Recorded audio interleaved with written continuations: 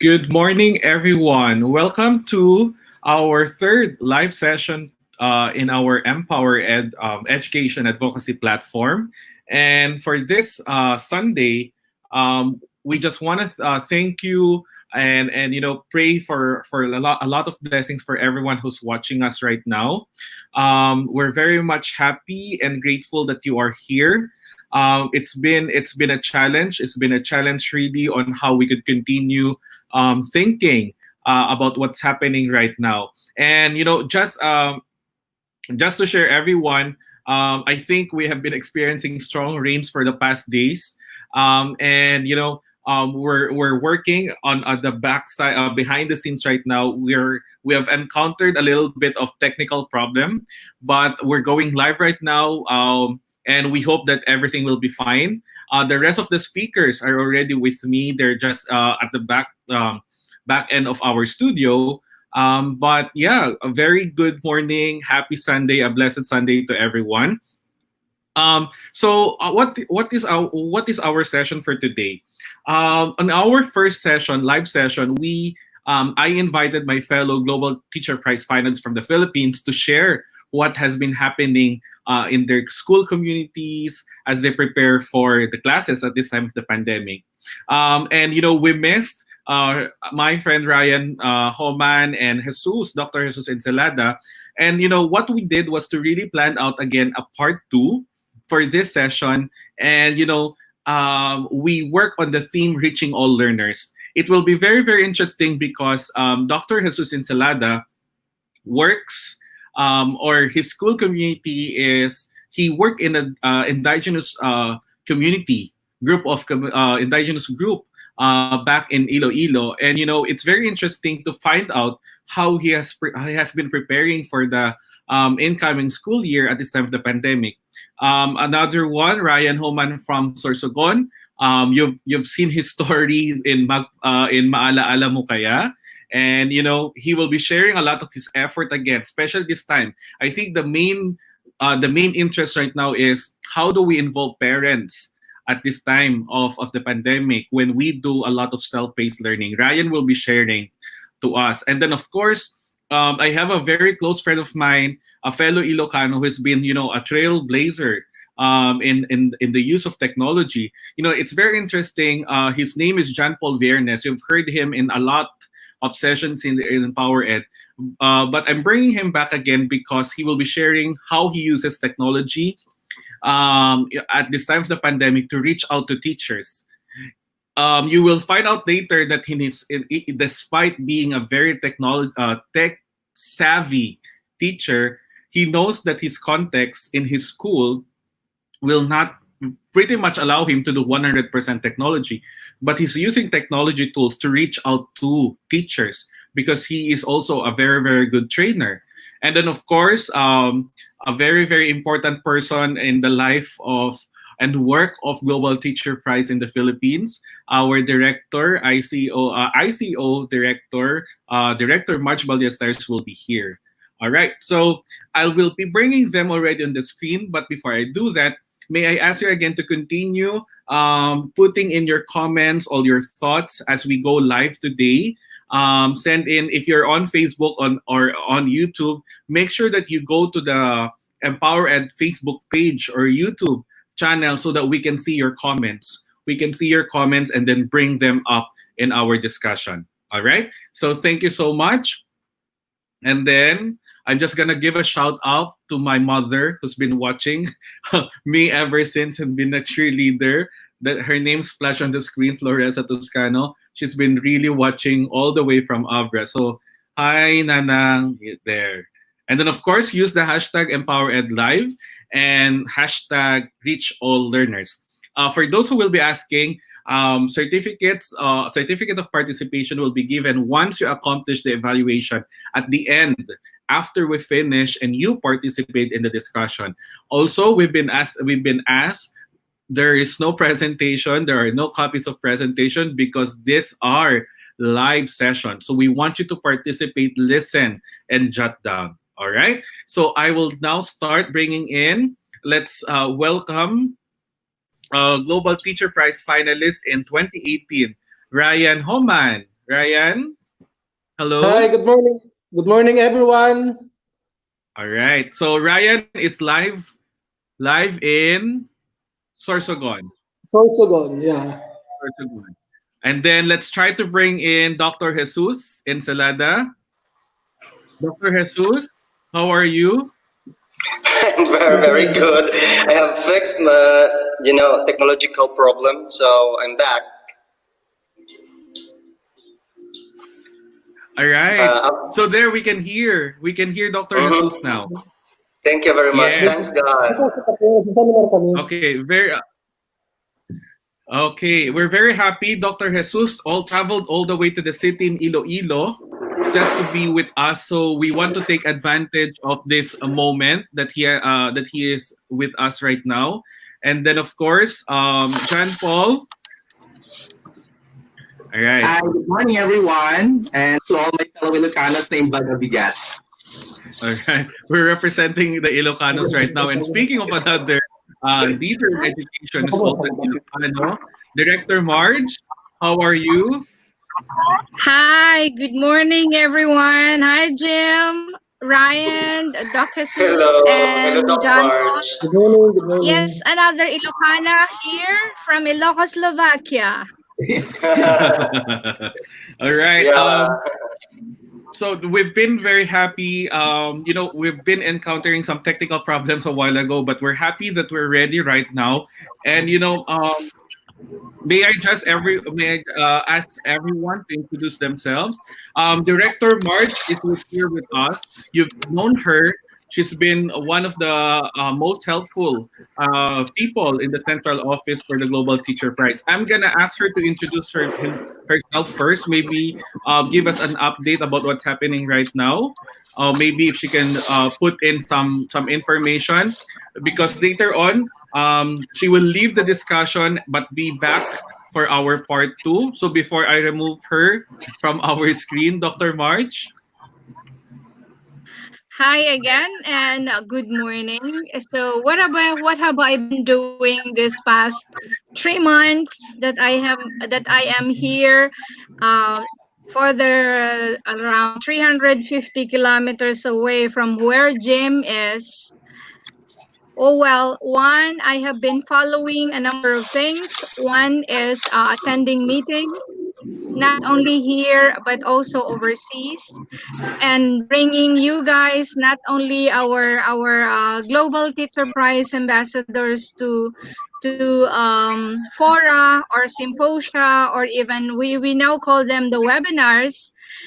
And also, I represent, of course, the central office or DepEd in a number of things that are happening out there, like with the group of the European group of educators, that of the US, and also here in Southeast Asia. So recently, I think you're all aware that we also participated at the Southeast Asian Ministers Forum, which is historical. It's a first online, and we learn a number of things, and you can still follow them. And this month, before we end June, I would like to remind everyone, like Doc Jess, for example, it's our 122nd year anniversary as Wow. Department of Education. And you have seen how we have been journeying, not only at this time of the pandemic, but even during this administration. There have been humongous challenges, endless, and yet we remained firm, as the department would symbolize 122 years. It's like a pillar that has been like really strengthened all these years, no matter the what kind of pandemic would come, or maybe what kind of trouble would come, as long as we stay together, because the battle cry is always, we move as one. We are one DepEd. That's why the secretary herself, our very supportive and very dynamic secretary, Leonor Magdolis Briones, who's pushing for education to continue no matter what. All right. That's a So to wonderful all of you who are message. watching, there's so much to do. Yes, Jim. That was a wonderful message, Director March. And like what you've said, we want to take this opportunity to greet everyone who's been part or who has been part, who is a part and will be part of DepEd of the Department of Education. A happy 122nd anniversary, right? That's correct, right, Director March? 122 years. And it's been really a milestone. It's really a milestone. And celebrating it at this time of the pandemic gives a lot of meaning, right? It brings us back to the roots of education, and pushes us to reflect on a lot of things. Director Marge, Yes. we will be putting you in the background for now, but we are looking forward later on because Director March will give us a glimpse of what it means to reach all learners, but on the level also of someone who's really on the policy level. Director March is also very much involved with the other ministries of education in Southeast Asia, and what we want to happen later on is maybe we could learn from our neighboring countries on how we could reach all learners also. So Director March, thank you so much. That was a lovely message. We're gonna see you later. All right. So Director March is still with us. You can continue putting in your message with her so that later on in the open forum you could ask for her some questions. So we'll see you later, Director March. All right. So the four of us are here right now, and very interesting because this is a mixed group of teachers right now. I want to give our audience a clear perspective of the school community that you are part of. So may I ask you to share about the school community that you are part of, so that we can later on further explain how we are reaching the learners that you have. Let's start with Ryan. Hi, good morning, everyone. I am Teacher Ryan from Sorsogon.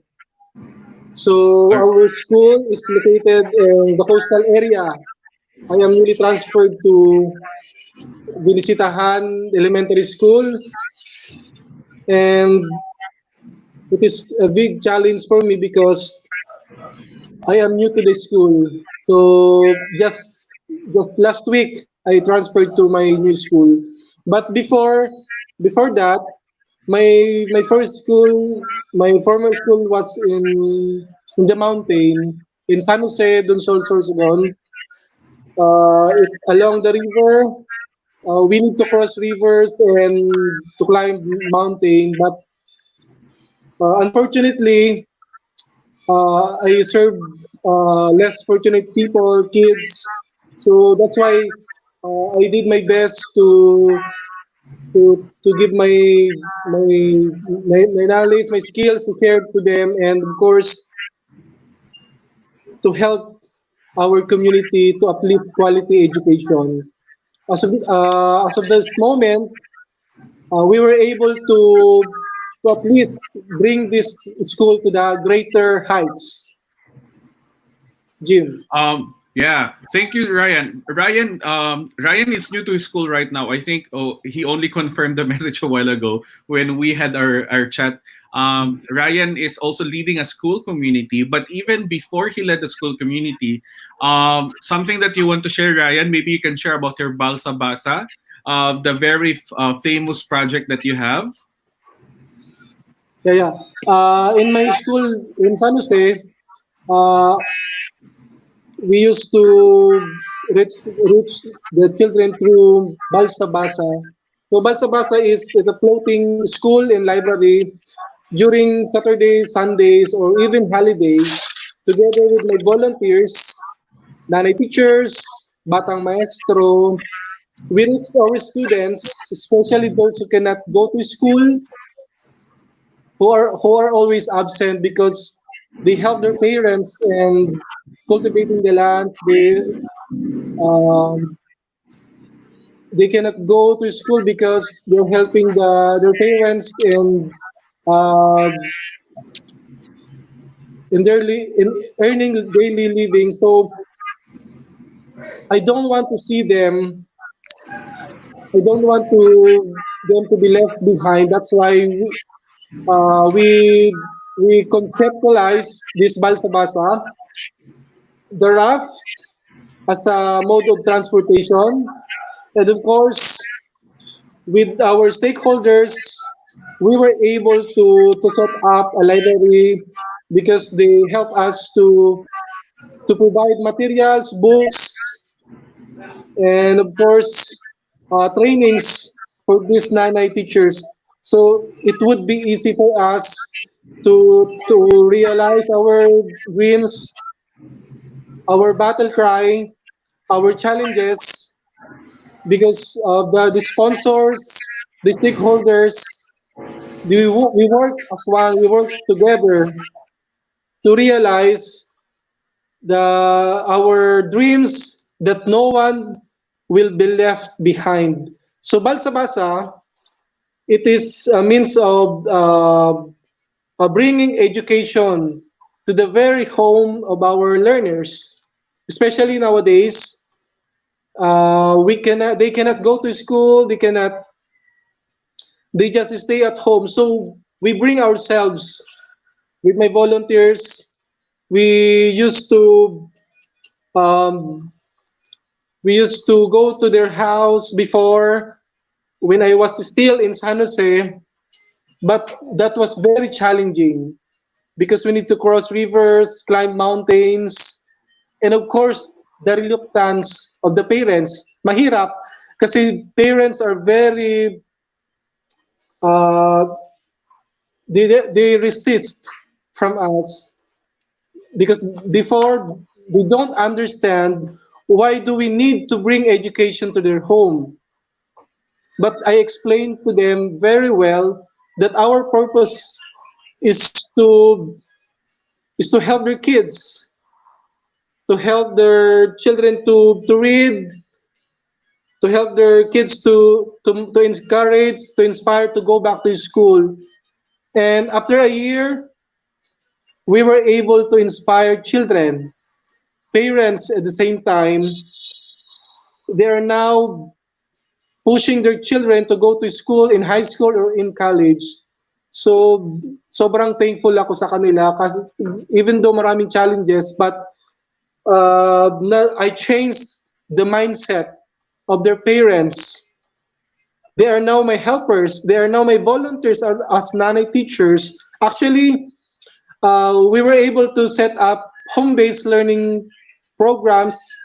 Yung mga parents tumulong na sa pag-set up ng study area sa kanilang bahay, kahit kubo, kahit maliit siya na bahay, but we provide materials para hindi sila mahirapan using our resources. And of course, yung mga pinapadala ng mga sponsors, sa kanila ko po ibinibigay sa mga bata, sa mga balsa-basa recipients, especially yung mga scholars.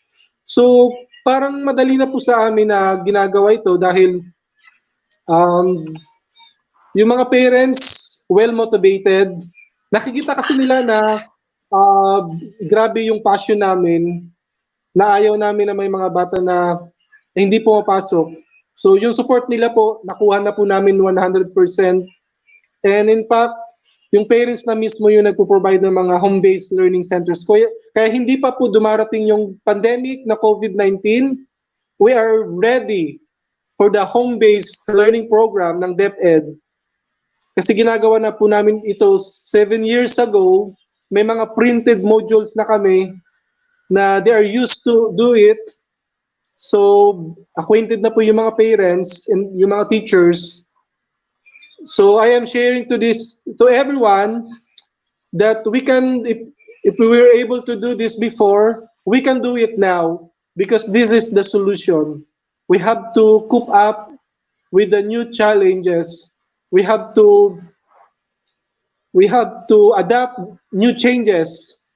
Kung medyo mahirap, we need to talk with our superiors, principals, co-teachers, stakeholders to help us to set up this kind of modular type activities, these home-based learning programs. So nalipat na po ako, I moved to next school in the coastal area. Hindi na po ako nagbabalsa. But the challenge is I am now in a bigger community. Kasi dati yung nagbabalsa ako nasa 100 plus kids lang, but now more than 600. So anyway, na-experience ko na po yung mga challenges. That's why alam ko na po, I know what to do. So bali, kailangan lang po natin mag-work out of the box and do something to change the world. Thank All right. you. Ayan, thank you, Ryan. That was, I think that was a very interesting, and Ryan really went on straight to the point. I think Ryan, you've heard of Ryan, you've watched him in Maalaala Mo Kaya. If you, he has documentaries in GMA, News TV, in GMA, and even in ABS-CBN and other stations, and you could really see how his work has been affecting people. And we will go back to Ryan again later on because we want to talk about how to set up home-based learning. Ryan has been doing the asking, like, he has undergone like the challenges of convincing parents that they need to be part of the education of their kids. Now he has successfully done that, and we will go back to him. So we have a teacher from Sorsogon in a coastal area in a school that is not, there's not much technology in it. I remember Ryan telling us a story that they don't even have electricity, right? That has been really the challenge. Now let's go to Dr. Jesus. Dr. Jesus, could you share to us how has been your community at this time of the pandemic, and what has been what are your plans for to cope up with the pandemic, to cope with the pandemic? Thank you, Jim. I'm Jesus Katigan Ensilada, and I am a school head, and I prefer to have also a teaching load in the senior high school, especially in creative writing and other related subjects. My school is located at the foot of the mountain. It's Kaningwan National High School in Lambunaw, Iloilo. That's in Panay Island, Western Visayas of the Philippines. And we are one of the IPED implementing schools. IPED is a special program for Indigenous people's education, a special program of the Department of Education catering to Indigenous cultural communities. And we belong to the Panay Bukidnon. In the Panay Island, we have two ICCs, or Indigenous cultural communities. And aside from the ATI or the ETA, we are called the Panay Bukidnon, and our students comprise more or less 98 or more than that % of IP learners in my school. And ever since, my advocacy is on culture-based and inclusive education. So approaches, I and my teachers have been working on developing approaches, adjustments, as well as initiatives to cater to the needs of our IP learners, Indigenous IP learners. And I think it's more relevant to me when I was designated as the IP Ed focal person in our schools division of Iloilo. So I am now multitasking. I am a school head. I prefer to get at least one subject in the senior high school, and on Thursdays and Tuesdays and Thursdays, I'm in our schools division office to work with our district focal persons, our other personnel on Indigenous people's education. What makes my community special? I have mentioned that we belong to an Indigenous cultural community, and it is more or less 13 kilometers from the poblacion. I think we're between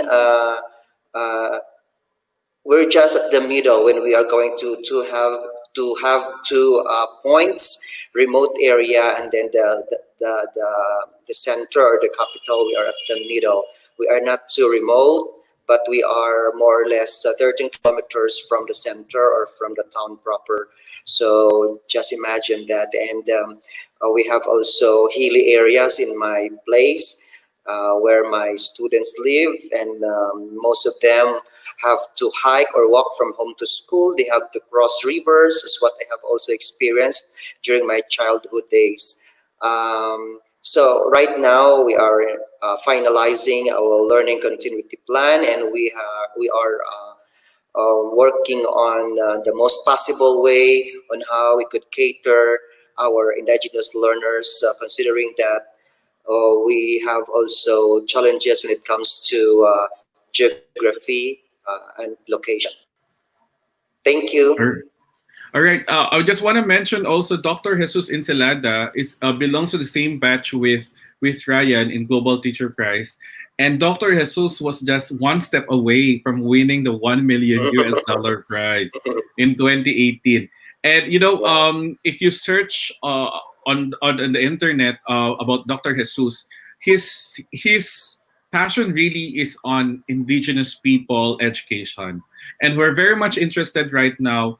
Everyone is preparing for their learning continuity program, and despite the challenges or amidst the challenges that Dr. Jesus's community encounters problems in various levels, like the basic needs, access, and all those things. So, Dr. Jesus, we're very much interested later on. Maybe you could share how do we continue learning?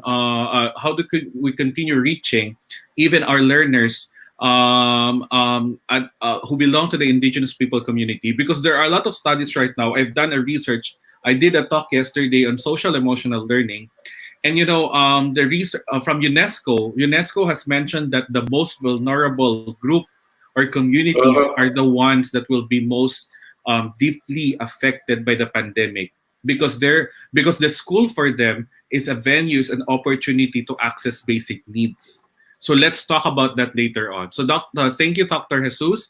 So we're going around the Philippines right now. We're going up north to John Paul Viernes. John Paul, how are you? Can you share to us something about your school community right now? Okay, so yes, hello po. Hello everyone. Sir Jim, can I just say this before I will give my statement, that it's so surreal to be sharing same screen with the superstars of education sector here in the Philippines. Hindi Yes, naman. Sir Jim, na if we have Nora Honor, Vilma sa showbiz, we have Dr. Jesus, Sir Ryan, and other of the Global Prize finalists. So I'm so honored to be part sharing same screen with this superstar in the educational sector here in the Philippines. Okay, by the way po, I am Mr. John Paul Viernes. I am an EdTech a master teacher in one of the public schools here in Batak City. Batak City is a component city of Ilocos Norte. So yun po, North po ako. Well, as a master teacher, I am very passionate in helping teachers innovate their class and, of course, providing them technical assistance with regards to instructional and curricular innovation. And I'm always doing this, with the help and with the use of my platform, which is the Escuela.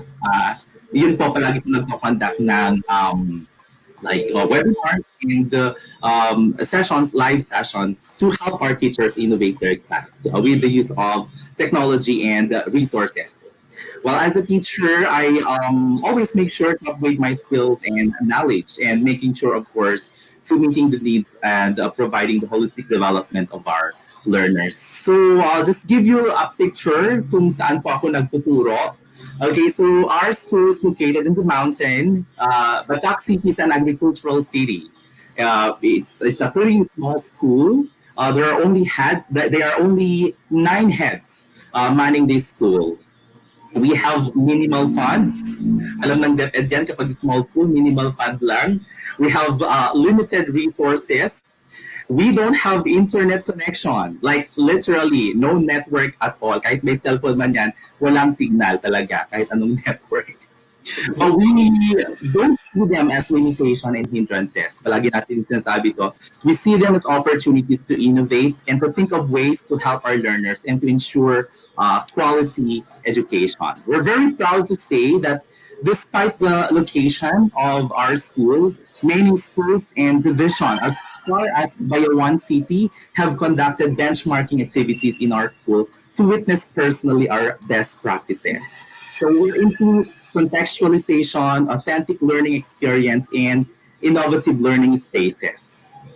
Mga projects namin are intermediate learners or completers of basic Microsoft coding course, and we turn digital games like non-technical education into advanced learning experiences. So we have very functional learning spaces like our very own innovation hub, which we call it InnoHub, which is an integrated room for reading corner, computer laboratory, and maker space, which is in this case we have contextualized it on available resources in our school. And I'd like to thank Jean for giving me inputs and inspiring me to put up our contextualized maker space in our school. Our school is very passionate in making sure to continue nurturing our learners by helping them prepare for their future, of course, and by providing hands-on learning that will help them improve their critical thinking skills and even boost their confidence. Yun lang po, ilan lamang po yung mga projects namin na kinonduct namin for our learners. By the way, the mantra of our school is an institution where unity rises towards quality and relevant education. And to consistently attain this, we need the support of our community partners more than ever. And we have a very strong support from our community. People here in Batak is a living witness how supportive our community to the trusts of our school. Actually, yung last namin na ginawa sa the onset of the quarantine period, we actually help with the help of our stakeholders, we have reached out all our learners by spearheading a response drive, distributing them relief goods. Well, it's not about the goods that we have distributed, but it's about amplifying the spirit of unity. All right. Thank you, Doc. Thank you, John Paul. John Paul is also like the in 2017 he won the EdTech Coach of the Year in EdTech Asia. He's the first Filipino to win that, and it's very interesting because John Paul is very much adept. He's a master trainer. He's a master EdTech coach in using technology, and he was able to bring down technology at the level and the context of his school, where there's no internet connection, when there's no cellular connection, but his students are learning coding, and they're doing makerspace. So it's very interesting that we have a mix. We have a mix of speakers right now, and John Paul is there innovating on top of the mountain, or in the mountains. Jesus is there in his indigenous people community that is far. Jesus, we just want to thank you because you're in the city. Jesus traveled to the city to be with us right now. Ryan is living along the coastal areas, and we know how Bicol is very much affected by typhoons. Every time there's a typhoon that's coming in. So we have a good mix right now. And these teachers with me have done innovation. They're very much, I don't think if this is the proper word, pero sanay sa pagsubok, right? We've always seen challenges in our context, and one of the challenges that we're looking at right now is pandemic, and how do we reach our students? Maybe this is one thing that we want to focus right now. In your own context right now, you innovated in your classroom. Now that the classroom is not there, we cannot do face-to-face. My question right now is how do you continue innovating? How do you continue reaching out to your students so that no one's left behind? I want to focus right now on Ryan first. Ryan mentioned about the importance of bringing in parents, right? Nanay teachers. Ryan shared to me a picture. I don't know if I can share it. It's kind of blurry right now, but I'll try to show it. But Ryan, can you speak to us maybe some of the tips if people, because one of the problems right now is, some parents have not themselves learned. They don't know how to read, they don't know how to write. So that's been a problem for a lot of teachers. And one of the recommendation that I told them was, start with the parents. Start with the parents, reach out to parents, teach them how to read, how to write so that they can support. Or maybe they can read and write, learn how to read and write together with their kids. And I was met with a lot of questions. I don't know if that's really a question or maybe they think it's too hard. But then it came out into my mind. I said, I have the perfect example, and it's Ryan Homan. So Ryan, can you share to us how did you do that?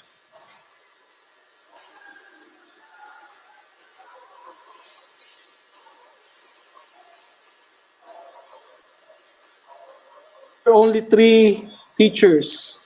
So that time we were only three teachers. It would be very, very hard for us to teach children. We are handling uh, two grade levels. So so I decided to connect with the parents. I need them in my team as a volunteer. So it would be very hard for us to teach or to bring education to the greater heights if we don't have any support from the community. So this time, according to parents, sir, we don't know how to read, we don't know how to pronounce alphabets, we don't know how to teach our kids because according to them, they were not able to finish their high school or even college. So I told the parents, Nanay, don't you worry, I am here. I will teach you how to teach your kids. And but we need you. We need your support. At first, they resist, but eventually, I was able to convince them. So I invited them in my school. I remember there were only 5 parents who participated in our training workshop. I introduced to them how to how to pronounce the letters, how to teach them mathematics techniques, artworks, or even storytelling. So they participated well in that training, and through these parents, they shared their knowledge and experiences to other parents. So yung mga parents naman, nung nagkaroon ng impact sa kanilang mga anak, nag, they also interested in this kind of programs. So marami kami mga parents na na-encourage. Sabi ko, parents, we were only 3 teachers in this school. That's why we need your support. We need you to to help us to promote quality education in our community. Kahit maliit lang ito, sa bundok lang ito. So when I convinced the parents, nag-set up kami ng mga home-based learning programs ng mga center sa bahay nila. Kahit kubo nga, the father gumagawa po ng mga table and chairs, yung kanilang mga tatay. So nag gumagawa sila ng mga furnitures. Yung mga nanay naman, nagka-cut out para sa learning materials. And we also provide books, school supplies for the kids galing po sa school MOE. So hindi na po nahihirapan yung mga parents kasi meron silang mga materials na binibigay sa mga anak nila. So nakakatuwa po. I was very, very happy that I learned that they were able to set up home-based learning materials. So nakakatuwa. Yun po yung naging output ng aming paghihirap. Yung mga parents, because it takes a village to raise a child. We need our stakeholders. We need the community. So I always tell the parents that education begins at home. Parents, you were the first teacher of your kids. You teach them how to bless. You teach them how to be polite. So na-convince ko yung mga parents. And this time, marami na po kami mga volunteers who participated, who joined us as a volunteer. They also do storytelling. They also join us in climbing in the mountain, pushing the carts, and of course, the balsa. So when we need manpower, they always there for us because na-develop na po yung volunteerism sa aming community. Nowadays, hindi na po yung classroom natin ang ating classroom, but the whole community. So the community now is our classroom. We need to work out of the box. We need to think out of the box and see what is really happening outside, especially sa mga bata during this time of pandemic. Ano ba yung ginagawa nila? So we bring ourselves.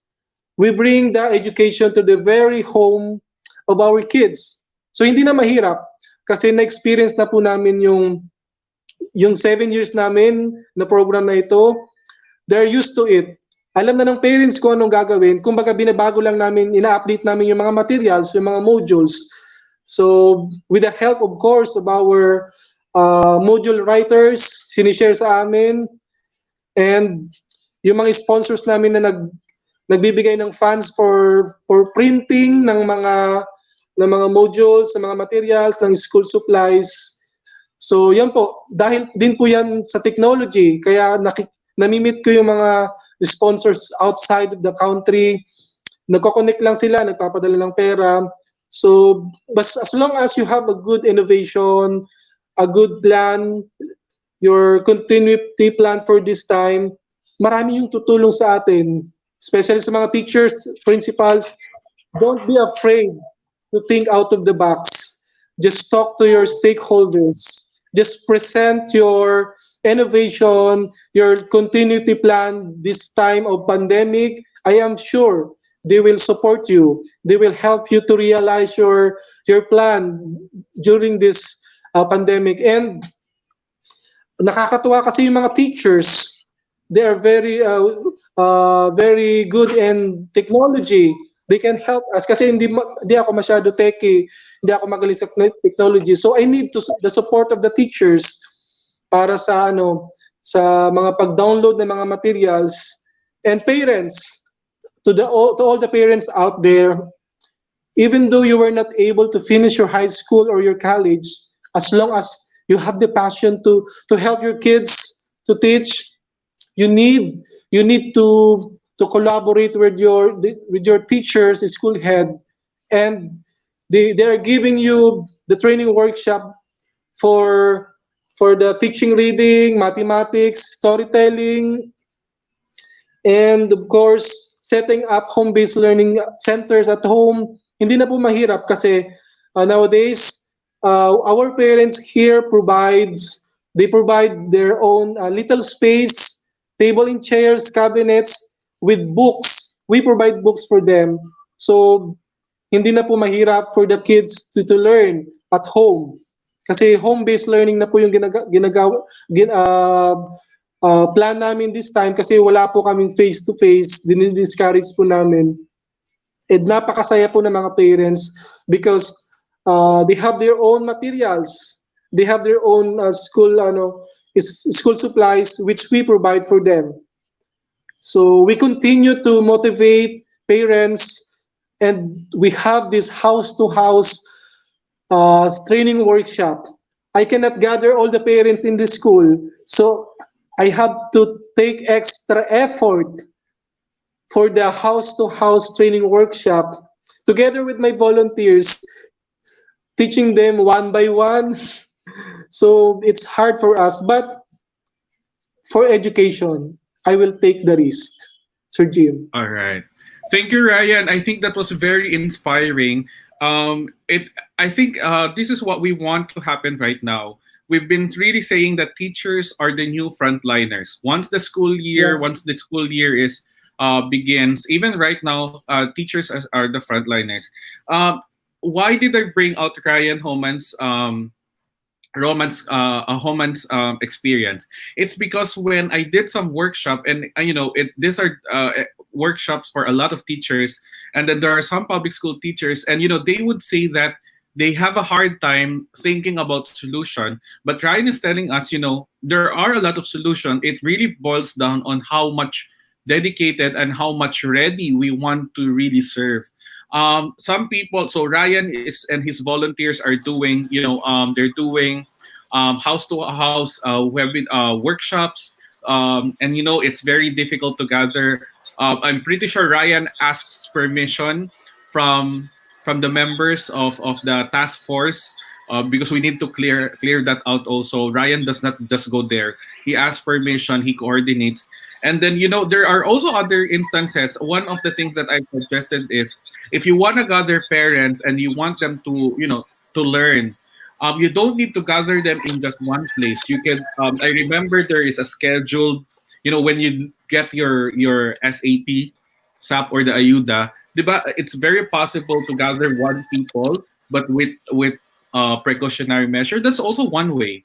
That's also one way. And I love the fact that, Ryan is telling us that, home-based learning, that's one thing that we've been doing before.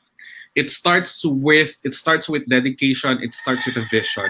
And I'm pretty sure Ryan also mentions the importance of collaboration among the school community members.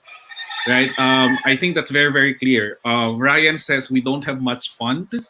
They're a small school, so they connect with the other stakeholders or members of their school community. I think that's very, very important to do right now. So thank you, Ryan, for sharing. Ryan, it's pretty sure they're doing home-based learning, printed modules. He's not very good in technology, so his teachers help him. Printing materials, it's very expensive, right, Ryan? It's very Yes. expensive to print. That's why he asked for donations. I think right now, so can I just bring this out? Maybe call to action. A lot of us are very much focused on online distance learning, and we want to give old tablets, donate tablets. Can we ask also that maybe we can also donate printers? Printers are needed for a lot of public schools right now. Toners, ink, we need all of them. So aside from tablets right now, because only a small portion would do online distance learning, maybe we could also focus on helping schools who are doing print-based modular modalities right now. So let's continue. Let's continue thinking about the solutions also. I want to move to Dr. Jesus. Dr. Jesus, I'm very interesting because I want to make sure how you are dealing. I what we're very much interested on how you are working on reaching out to the indigenous people community or to the school community that you have right now. So maybe you could tell us how you're doing the learning continuity program also. Mhm. Before I start, I would like to say that every time I listen to Ryan, I've been with Ryan and I have heard about his innovations many times. But every time I listen to him, I get more and more motivated to also somehow duplicate what he has done in his community, in my own community. And I think it's his charisma, his influencing power to work with stakeholders and it's really the passion and the hard work that would really capture the hearts of a lot of donors and a lot of stakeholders here and abroad. And I really salute you, my paring Ryan. And talking about my community, yeah, talking about, our learning continuity plan, we are proposing, a few of us in the team have proposed to have blended learning, focusing on the modular scheme because connection is a problem in our area. So we could have the modular scheme with a little of online communication, or maybe through SMS, or maybe the low-tech communication, like using the messenger, because it is costless. Students would have group chat with their advisors or their subject teachers. I also like the idea, and upon listening to Ryan, I also support the idea of strengthening home-based learning, and I think that is very, very possible in my area. And what the advantage of Ryan is that they have started many, many years ago, and we're still figuring it out if how we could duplicate the things that they have done in their own, or they have done and they're still doing in their community, in Ryan's community, and that is on training the parents and how they could assist. Ryan is very true that The educational background of the parents would be a big factor. Why parents have these doubts, or maybe they have apprehensions in helping out in the home-based learning programs we are proposing here, or maybe some schools are proposing in other areas. And I think it takes a lot of motivation, also inspiration, coming from the school leaders, coming from the teachers, that we can do it if we do it together. Yeah, I'm thinking of a community-based instruction. There are areas here that is COVID-free. The president has pronounced that face-to-face is discouraged, highly discouraged. So we will abide to that. But I'm thinking of having IP teachers who are living in that area. Maybe they could have their own purok, their own sitio, or maybe a group of households which is COVID free, and they could have their maybe they could have the I, IP teacher himself or herself located in that area, and he or she could have that close monitoring of the learners in there, a small group of IP learners, and that is one. Now, I'm just thinking about it as of this time, and upon hearing and being inspired by the words also of Ryan. I'm also thinking about capacitating community leaders, our elders, our chieftains, because there are community leaders, IP leaders are also professionals. They are also high school graduates, for example, and they could teach or help out in the basic literacy like numeracy and reading.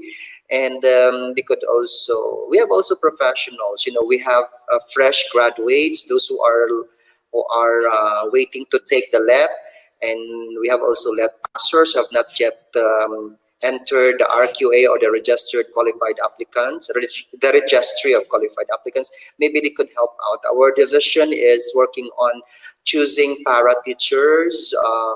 So we are very supportive with that idea. Maybe we could always involve the community. Yeah, it's always the collaboration. IP-Ed is always with the collaboration. We're working very hard with the community, always involving the people in the community. And I think that's how we will do our learning continuity plan. And we're planning to have a teleconference with our learners, representatives of the community, if they could also have, from time to time, or sometimes they're also trying teleconferencing. No? So they try their best also to find areas where they could have connectivity. So we're planning to present. All right, I think Dr. Jesus is connecting with us, but I just want to pick up with what Dr. Jesus has shared to us. He's actually sharing how much he can, how much he is planning on integrating blended learning. At the same time, blended approach, because I think we need to recognize that for some people, they can actually access the internet. But Dr. Jesus is back with us. He's telling us that it's a combination. It's possible to do printed. It's modular. But Dr. Jesus is telling us that it's also possible to take advantage of teleconferencing. I think one of the things that we need to, if I may share also before I move back to Dr. Jesus. One thing that I've learned really is use teleconferencing or online, not just to deliver modules or not just to deliver instruction. You can do that with the printed materials. You can do blending, give all the necessary information in printed modulars. But I would advocate that maybe you can use calling the cell phone or messaging them to ask how they are. Social emotional learning. because if in the printed modules they cannot do that. Diba? You cannot do that. You cannot ask them how are you. They will not answer. Printed modules are one way street. It's broadcast. It's just one way. But how do we put on interaction? And this is what I love about Dr. Jesus. He's reminding us that maybe if they have access to cell phones or teleconferencing, let's not use them only to deliver instruction. Kasi medyo that's heavy in bandwidth, that's heavy in data. Maybe we can use them to ask how they are. Social emotional learning. Um, a lot of schools are doing that actually overseas. They give the printed materials for them to do instruction, even assessment, but they dedicate like hotlines, cell phone lines, call lines for teachers to ask how the students are because they need to talk with the teacher. So that's a good innovation, and maybe that is something that we can also add up to our suggestions to our viewers right now. But again, let's not generalize. Only if they have accessibility to these devices. I think that's one thing that we need to recognize. Yes, Jim. Yeah, we don't subscribe to just one. Maybe we can tap on everything that could help us. All right, Dr. Jesus, maybe a closing statement from you. Okay. With that, I also remember what we have started yesterday. We had our pilot episode of the uh, of our Reggie program, and it's the Reggie program of the Indigenous Peoples Education Program in our Schools Division of Iloilo, wherein we would deliver also material, supplementary information regarding how our IB learners are doing in their uh, in their respective homes, and feedbacks could be given through text messaging. They would ask questions during my program, and we had a good time during our pilot episode yesterday. You're very right, Jim, by saying that we can exhaust all the possibilities that we could have in order to deliver and to check on how our learners are learning, progressing in their respective homes. And right now, we're also finalizing our. We've been doing the contextualization of materials, and with our project on archiving teacher-made materials. Maybe that's one way, to be ready when these are quality assured. Maybe we could share this to other teachers as their supplementary materials, also to help them also in contextualizing and diagonizing their teaching materials. All right. Thank you, Dr. Jesus. And of course, our last but not the least, very interesting. I think we're moving from a print-based to a blended. John Paul, what modality are you guys thinking in your school community, and what are the best practices that you can share to our audience right now as they continue preparing for theirs also? Okay. Again, yes, thank you, Jim. Maybe I could also share the process that we did first muna I mean, before I will reveal what are the mode of our mode modalities that we'll be using in our school. Of course, what we did first is to gather information like their readiness to distance learning. This includes available resources that they have that could help support distance learning. Kahit na nasa bundok kasi, or I mean, hindi kami nasa poblasyon, may mga estudyante din kami that have resources like gadgets.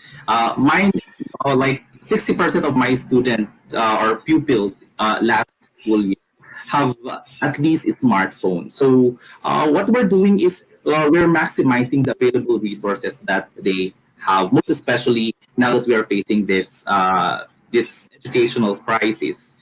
And then this data that we'll be needing actually included in the learner enrollment survey form that we have distributed during the remote enrollment. So na lang nandun para mas easy access na gather ng data. And this is actually our basis in crafting our school learning continuity plan for the school year 2020-2021. Yeah, for the initial execution of our plan, our first step is to capacitate our teachers in conducting distance learning. To reach out more learners, we need to reach out our teachers, the teachers then.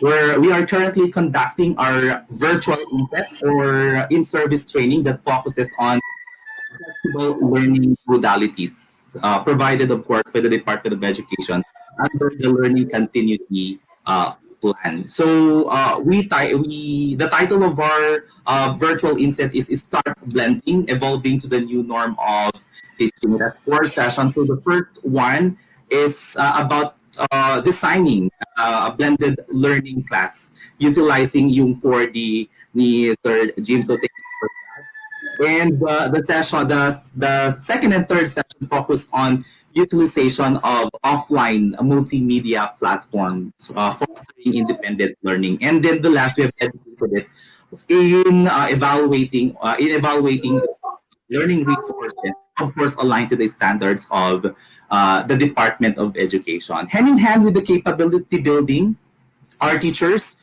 are developing print-based learning resources as well, which was initiated by the division and the regional office. With regards to with the use of educational technology tools, our teachers knows that if it is not critical to use edtech tools, we will not use. Our teachers were trained to think pedagogy first and then technology, highlighting most the learning goals and authentic learning experience with our students. And then for the community support, I have mentioned a while ago that we have a strong community support. The LGU in our place has realigned their special education fund and pledged to distribute computers and copying machine for the reproduction of these print-based materials. For the distribution, we are strategically planning for drop points and pickup points for those learning resources, and it would be manageable because we're only covering 2 barangays in our school. We also plan to do rotation of our existing gadgets in our school. Meron kasi kaming mga existing gadgets na ginagamit namin previously. And we're planning to do rotation of these existing gadgets and utilize these resources for distance learning, providing them equal opportunities for advanced learning experience despite this educational crisis. Yun po. All right, JP. I think that was a very clear picture of how you have been preparing, and I applaud. I applaud your work because of I think it's very very clear, and you've been really involving the local government unit also. And I think maybe that's one thing that we could learn. Again, the school community reaches out for partnership. And I love that you pointed out. I think it's really because you've been really working on EdTech integration that you pointed out that pedagogical requirements, the pedagogy first before technology. Let's hope that this message goes through to everyone, to every teacher, to every school leader. I think right now we're very much focused on building the ICT skills among teachers, which is very very good. But as good ICT, as good EdTech integrators, the basic requirement really is to have a good pedagogical approach. And thank you for bringing that out, JP. JP has been also reaching out to a lot of teachers through his platform. Can you briefly tell us about your platform also, John Paul?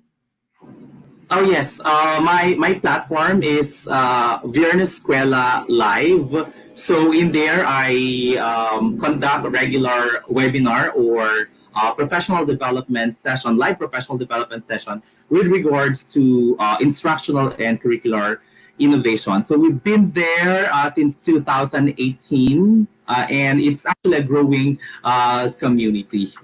If you want to pwede mo mag-plug in. Sure. If you wanted to like our official Facebook page. That's www.facebook.com/Viernescuela Live. Ayun po. The one that I've mentioned, yung pong virtual inset namin, we've decided to make it in public and dapat sana kami na lang sa school. However, we've decided to make it in public para ma-share namin kasi nga yung school namin is actually a picture din ng ibang schools dito sa Pilipinas. That's the reason why we've decided together with the teachers and the school heads of our school who decided to make it in the public. And madami taga-attend. We're very happy that madaming nag-attend. And thank you. Thank you po sa opportunities. All right. So wonderful presentations from John Paul. I think you now see the progression. Like you have Ryan working on printed home-based learning, and he's really sharing a lot about what he's been doing. Now you have Dr. Jesus Ensalada telling us that maybe radio, cell phones could be means to connect with the students, but still allow for printed materials. And then we have John Paul saying that maybe we can further increase delivery of instruction, the effectivity, the efficiency by letting teachers be more, be more involved into the design of the learning experiences with or without technology. I think that's the main key point that we're learning from from John Paul also. So a lot of discussions. For our audience right now, we will be moving to the second part. So if you have any questions to our experts, John Paul, Dr. Jesus, and Ryan, please start writing them down because I will be moving now to the second part. And this is a one-on-one discussion with the International Cooperations Office Director, Director March Ballesteros, and let's further widen our perspective. Let's look at the region and maybe take a look at what we can learn from our neighboring countries. So we'll see you in a bit, guys. John Paul and Jesus and Ryan, as we move on to the next part. So there. Hi, Director Marge. All right. So Hi, Jim. Good morning again. okay, so we're very much happy to have Director March again for the second time as part of our empowerED Dive session. And we go directly to our first discussion point, Director March. What does it mean really to reach all learners? We have wonderful teachers sharing to us what they have been doing. But in the light of our discussion, maybe we can expand it further, Director March. What does it mean to reach all learners? Oh, speaking of reaching out, well, we reach out, so we mean we have this open communication. And at the start of the pandemic, as I was looking at how the experiences of all the ministries, not only in Southeast Asia but also in the other side of the globe, it's really communication matters. And our teachers, they do reach out to their students using the different platforms. Well, of course, for those areas or provinces in the Philippines where there is the access to the internet is really strong, not only at the national capital region but also even here in the north, for example. Teachers, I've noticed, they do reach out to their students online, not only on their Facebook pages but also on Messenger. There are daily activities from the time schools have been closed, and our teachers conduct not only the formal lessons but even informally, just to make sure and to check on the health and well-being, of course, of their students. So really at this time, communication is very important. And it's not only as important as before, but really at this time it should be like having it the premium of really develop the relationship between not only the teachers and the students but also with the parents as well, and in most cases also with the community. Director Marge, I think it's really important that we look at um, collaboration and partnership, right, at this time around, because the solution is not really just, just dep ed, or maybe just this principal, or maybe just the teacher. And one of the points that we're Yes. talking about is about involving the parents also. And thank you for bringing out how we need to further expand our connection also. Director March, we know that you've been very much involved also with the overseas cooperations with our neighboring countries. And you just shared yesterday, I think that's inclusion. The gems is that the education monitoring report. Yeah, and maybe that Yes. was very All interesting. means all. All means all, so no one's gonna left behind. Um, Yes. like we mentioned a while ago, Director March, there's a study in the UNESCO, and they said that those who will be left behind probably are those who are in a vulnerable state, right? Those who belong to the Really. Yes. vulnerable Right. communities. Maybe you can share to us, Yes. Director March, how are our Southeast Asian neighbors or other countries working on inclusivity at this time of the pandemic? Oh, well, if you have joined or probably have seen again the for the first time ever in the history of Simeo, the gathering of all the ministers via online, where they shared all their practices. They shared not only the practices but also even what they're going through at this time, their challenges from Brunei down to Timor Leste. But looking at all of these things, there's one thing common which I have noticed, and that is making use of course, of technology in the delivery of education. They did from Brunei down to Vietnam, as I mentioned earlier. They did some kind of mapping as to where the learners are, where the teachers are, who has this and who hasn't this. And it's really really notable that Singapore, for example, with its circuit breaker, they term it, wherein it's an approach where they tried to contain Singapore lockdown and make sure that during this lockdown their students and teachers, parents needs are also catered. In the Philippines, I would just like to mention again, because we not only because we're celebrating our 122nd anniversary, we are championing the DAPAD is championing the LCP, and it's walking not only the baby steps now, but it's moving really fast, especially now that we are about to go through the dry run of how it's going to be. For Brunei, for example, which is the same with us, they do have home-based learning as well. They will have modular, or they do have modular classes or modular sessions as well, and modules have been given, and they call it the home learning packs. In Cambodia and in Laos and even in Timor Leste, they are very strong with the use of of television network.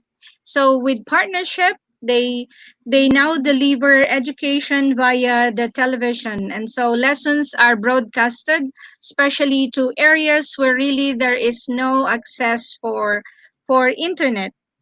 For Thailand, which is also notable, they have the ecosystem model, wherein they don't only cater to the needs of the students, but also even beyond to the communities. So they have the learners, they have the parents, the teachers, the parents, and the communities as well. So all in all, Jim, in Southeast Asia, they're almost the same. It's only a matter of how much does each government put into it. I mean, which is always the discussion, and it's always something that we should look at. Like Stefania Giannini, for example, in one of her talks last week, she mentioned about calling all the governments in the world, saying don't leave education behind. meaning our governments are also called to look at how much premium is given to education, which at the moment is the priority. And if it is a priority, then all the needs of our learners and teachers really should really be addressed.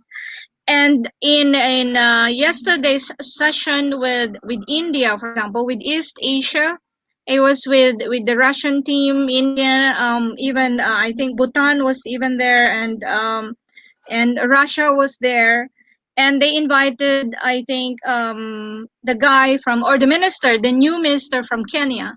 And of course, we know for a fact that in Africa they had the Ebola before, right? In Sierra Leone, Yeah. for example, and in Kenya. And what they shared about was how they did address education during the time already of Ebola. So it's not new to them. So they're back to they're actually their students are back to school, but they're not actually experiencing the lack of the use of technology at the moment, but what they're now experiencing is food. So that's also something to for our partners, international partners, to look into. And that reminds me of Singapore, which is very different from all other countries in Southeast Asia, wherein they do give food to the students. They provide food for the students, or meals, I should say. So basically, Philippines is not very far from our neighbors. We are actually at far with them, and we're doing a number of things. As you said earlier, there are a number of things ongoing on the ground, and partnerships play a major role for it. Director March, thank you for that sharing. Because I think this is what we also need to understand. Different there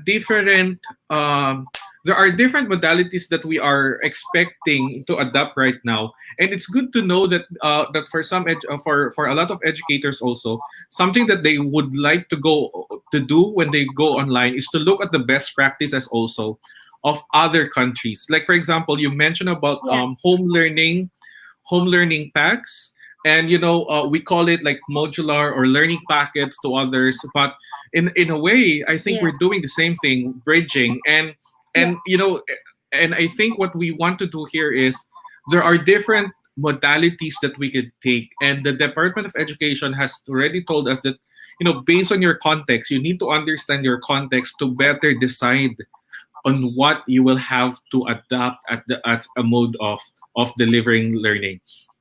Dr. Marsh, very interesting. You mentioned about school meals, right? Because in the UNESCO report that I've read, for some yes, kids, the school is only the way for them to be able to have the proper nutrition, right? I do remember that I do know that other public schools have their school feeding program, and I think this is one thing that we could also bring out in the discussion, maybe next time. But one thing that we could peg, earmark right now, how do we continue the feeding program of schools? Right? Because we have vulnerable students who might not have access to regular meals, nutritious meals, and they depend on the school. You're correct. In Africa, I remember our friend Marjorie Brown, yes, top 10 also in the time of Jesus. She said that in South Africa, school meals are actually their only means to opportunity to have nutritious food. I don't know if this has been in discussion, but it's something that we could also work bring on the table for discussion. Maybe one at a time because we're still working on different things. yes. But again, Uh-huh. one thing. Well, Director actually, March? for the program of DAP-Ed on the provision of meals, or our feeding program, that's actually being planned out, and that there is another department who's taking care of that. I mean, another division who's taking care of that. But definitely, you're right, Jim. That is also being considered. If I may mention now, like what they're doing in Pasig, for example, their LGU, their mayor is really very good, because all the people in Pasig they have meal stops. So I have two of my colleagues in the ICO, wherein they showed me their stubs for them to collect or to get the meal switches for them. They you either opt for your or meals allowance, or they give you the food. That's why you see volunteers repacking food all over in that area. But for the DepEd, that's being planned out, because basically with the opening on the 24th of August, prior to the opening, there's going to be, as I mentioned earlier, there's going to be a dry run on how it's going to be. But yeah, food is important. And in Singapore, for example, the food packs or for the kids are given when they go to schools. And if they don't go to school, that I am not quite sure if that is also delivered to their homes. Maybe because Singapore is very small, right? Yes, Director March, I was in a conversation also with a friend of mine in Singapore, and he mentioned also, I think the there are other people who are also struggling in Singapore right now, especially those who depend on monthly income, and those are the things that the ministry is looking. The Ministry of Education is really looking. I think it's very very important to know that we're really sharing a lot of problems that we have right now, regardless of where we are. And thank you. Don't leave education behind. That's very, very important. But thank you, Director March, for reminding us again, Maslow before Bloom. I think as a school community, Ryan, Jesus, John Paul has been mentioning that Pasig, hats off to Pasig for always thinking about the physiological needs, the basic needs. Kasi even before again we're again saying this even after before the pandemic, kung hindi talaga, that's why we have feeding program. Kasi kung gutom ang bata, hindi talaga siya matututo ng maayos. And I can attest to that. I can attest to that. Being, growing up also in Abra, and, seeing the experience in my community also. Very wonderful discussion, Director March. Your maybe a final message before we bring in our other fellow guest for one important question. I think we only have one question who's been bugging, everyone, every teacher, and let's share our notes to that later. But final thoughts, Director March. Well, with this new normal that's going on, that's actually where we are all in, and no one is excused. It's not only in the Philippines, but it's all over the world.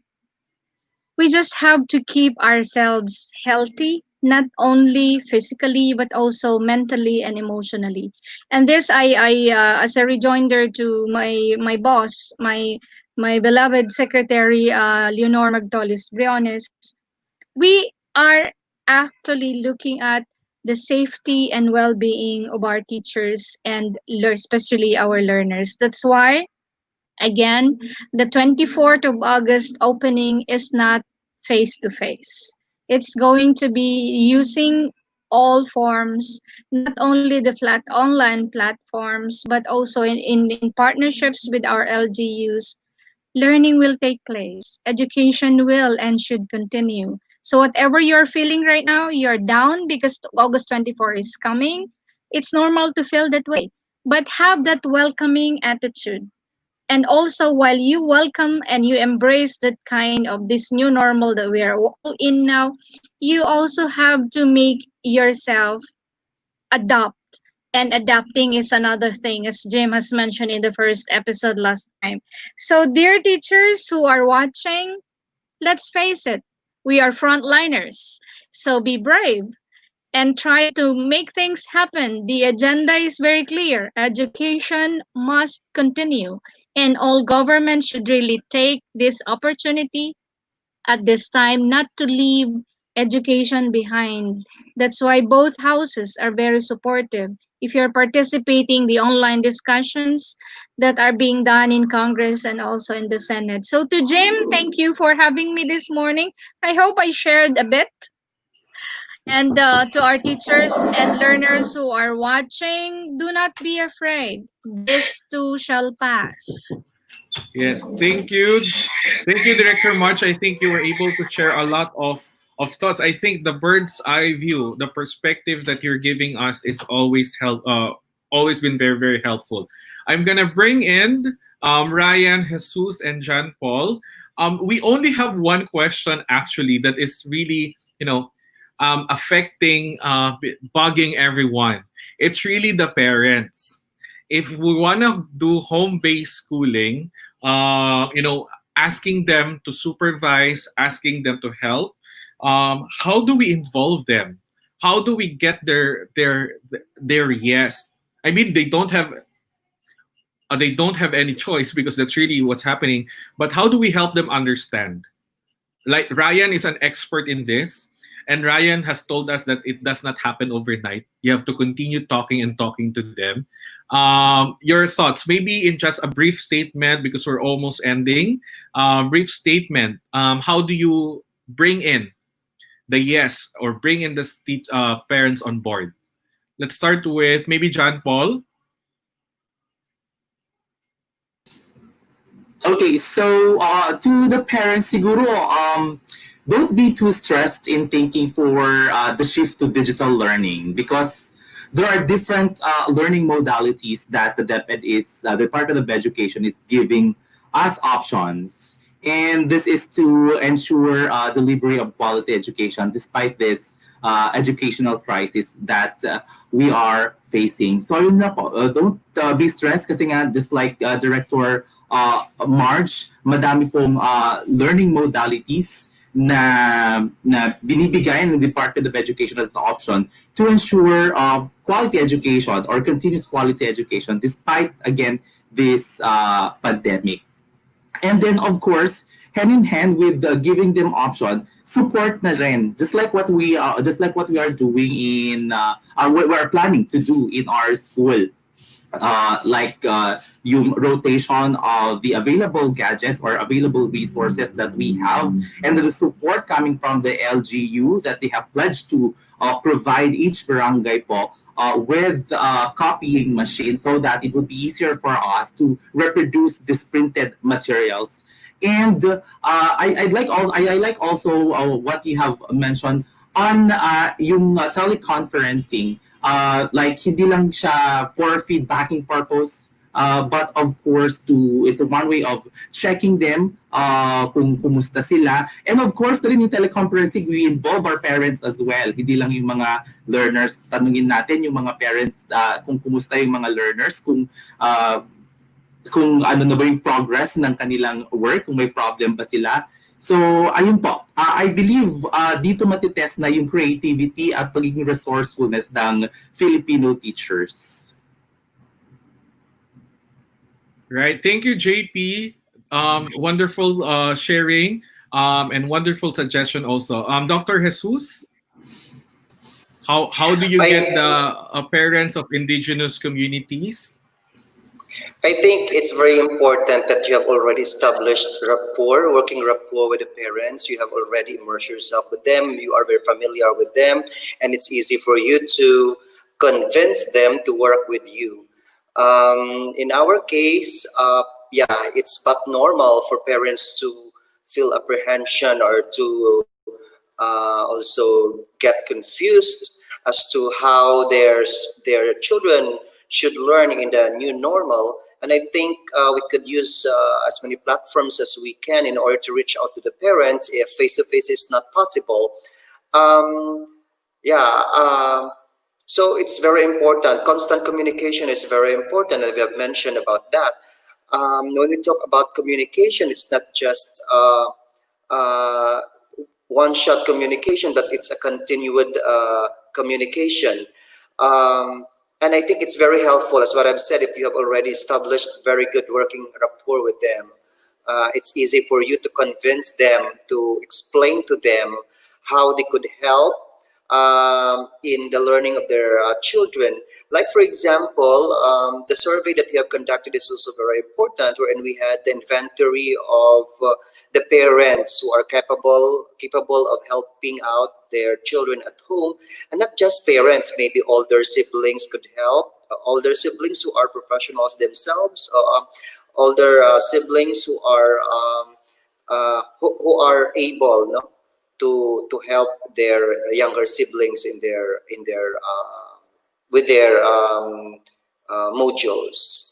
And we see to it that the modules that we'll be distributing is self-directed modules, so that it is written in language appropriate to the age. For example, it is written in a simple language that is really geared towards self-learning. So that's Right. all. Thank you, Dr. Jesus. Establishing rapport, continuous communication. That is noted. Ryan.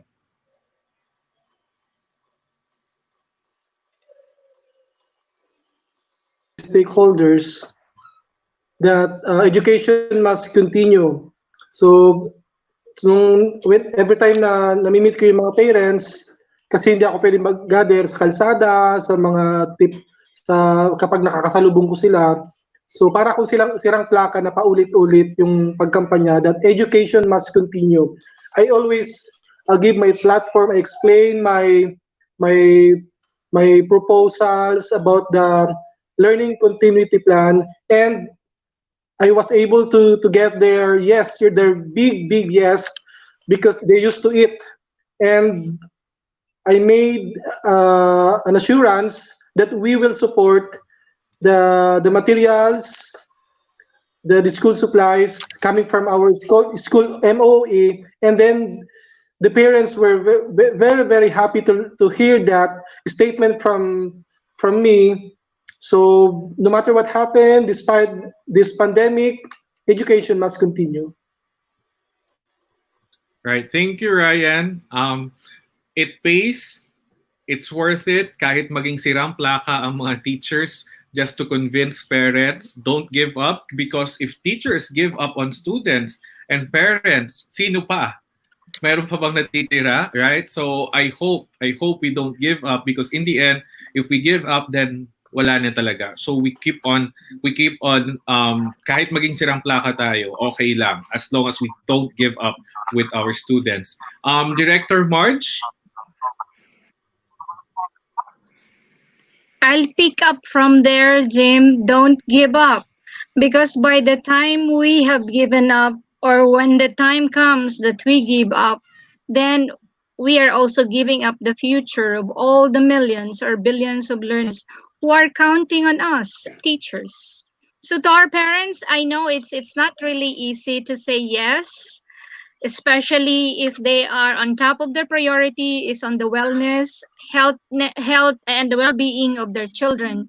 So Ryan, Dr. Jess, and JP were right in saying, well, we can do a number of things to convince them, and one way maybe for teachers to consider is to show up when you meet your parents. When I say show up, it doesn't only mean face to face. It can be online, and you can introduce a number of the tricks just for them to show up. Maybe you can have a Zumba together online, or maybe you can have coffee and they can talk about how their kids are doing. They can share stories. You can involve them. Then later on, because it has taught us with experience that when you do it, they see it and they feel it. And once they feel it, there goes the appreciation. So there you are winning their yes. It takes time. It's not an overnight job, as Ryan has said, and it has been experienced by all of us. But you see, as teachers, let this pandemic really be an x-ray for us to see both the good and the bad. For the bad, we try to eradicate them, and for the good, we try to amplify. We try to make them bigger, and by making them bigger,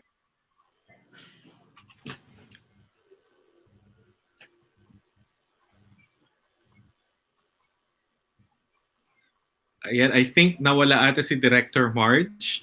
But yeah, I just want to pick up again. I think the last point of Director Marge, don't give up, eradicate the bad, improve what needs to be improved and amplify what is good. I love that. Amplify what is good. Yes, and we are now on the last part of our discussion, and it's time to say my thank you to everyone, Director Marge. Thank you so much for staying with us, for being with us. We have the three other amazing teachers. Thank you so much. When I thought of this, it was really more of how we can really give more examples. A lot of the discussion right now is on how to use online distance learning technology. I am part of that discussion because that's my expertise also. We've been talking about how to reach people, but then in the end, I also wanted to expand the discussion.